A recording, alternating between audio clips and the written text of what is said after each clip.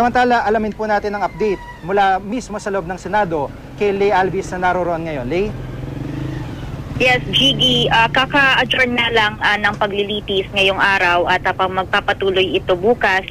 Hinihingi ni Senate President Juan Ponce Enrile ang paglilinaw mula sa depensa kung papayag pa ba itong si Chief Justice Renato Corona na sumalang sa cross-examination. Kung hindi siya papayag sa cross-examination, ay mabubura o isa-strike out yung kanyang naging testimonya today at isa-submit na for resolution yung kaso base na lang dun sa mga ebidensyang naipresenta na dati pa ng prosecution at ng depensa. So umpisa nga ng kanyang statement kanina sa harap ng impeachment court ay muling sinabi ni Chief Justice Renato Corona na pawang mga kasinungalingan ang mga alegasyon laban sa kanya. Sa kanyang PowerPoint presentation na ipinakita ni Chief Justice Corona na 4 lang daw talaga ang kanyang dollar accounts at hindi 82.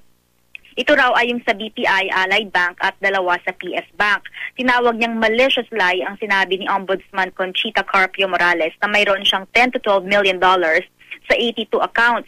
Nilinaw ni Presiding Officer Senate President Juan Ponce Enrile na itong statement ni Chief Justice Corona kanina ay ituturing na nilang testimonya nito o bahagi ng direct examination.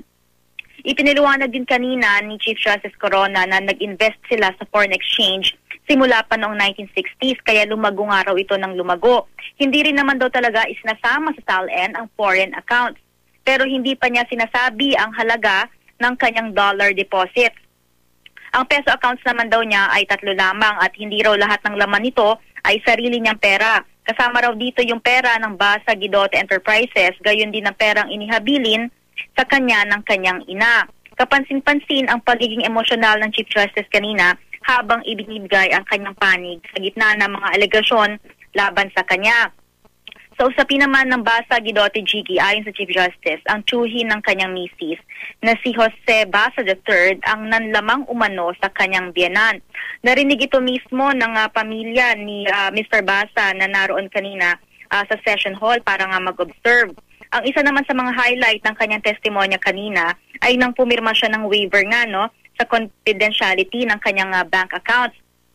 So, nagbibigay siya ng pahintulot sa mga banking institutions na ilabas ang kanyang bank accounts. Pero may condition pala itong si Chief Justice Corona dahil sinabi niya na gagawin lamang daw niya ito o mag-take effect lang itong waiver kung pipirma rin ang kaparehong waiver ang mga kongresistang pumirma sa impeachment complaint, gayon din si Senator Franklin Drilon.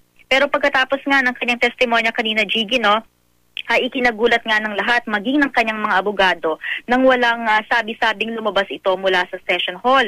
Bagay na ikinagalit ni Presiding Officer Senate President Juan Ponce Enrile dahil hindi pa naman na-discharge noon si Corona mula sa witness stand.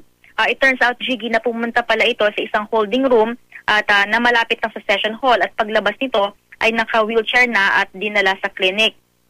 So kanina, Gigi, ay pinagbigyan ng impeachment court si Chief Justice Corona na bumalik hanggang bukas dito sa impeachment trial at gaya nga na sinabi niya kanina, kung hindi ito papayag na sumalang sa cross-examination ay isasabit na for resolution itong impeachment case laban sa punong maestrado. Gigi? Maraming salamat, Lay Alvis.